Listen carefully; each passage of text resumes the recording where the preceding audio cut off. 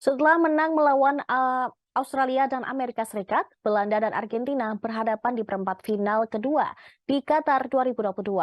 Dua pertemuan Piala Dunia terakhir antara Belanda dan Argentina berakhir dengan skor imbang 0-0 di babak grup tahun 2006.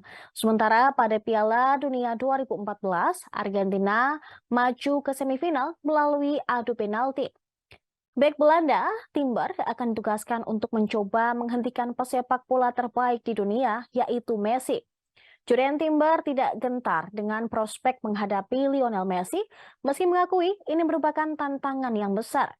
Pelatih Argentina, Lionel Scaloni, kemungkinan akan memulai dengan formasi 4-3-3, atau bisa juga beralih ke 3-5-2 seperti saat melawan Australia. Jika menurut skema yang pertama, yaitu 4-3-3, Angel Di Maria mungkin akan kembali ke starting line up.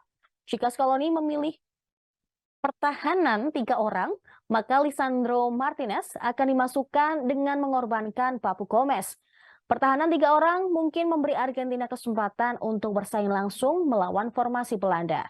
Dan bisa menjadi cara untuk menggagalkan serangan Denzel Dumfries yang mencetak 1 gol dan membantu 2 dalam kemenangan 16 besar terakhir mereka. Prediksi line up Belanda kemungkinan akan diisi oleh Noppert, Timber, Van Dijk, Ake, Dumfries, De Jong, De Roon, Blind, Klaassen, Gakpo, dan Depay. Sementara prediksi line up timnas Argentina kemungkinan akan diisi oleh Martinez, Molina, Romero, Otamendi, Acuna, Fernandes, Di Paul, McAllister, Di Maria, Messi, dan Alvarez. Peluang kemenangan Argentina adalah 44,2% menurut Opta Analis. Belanda dinilai memiliki peluang 27,1 dengan hasil imbang sebesar 28,7%.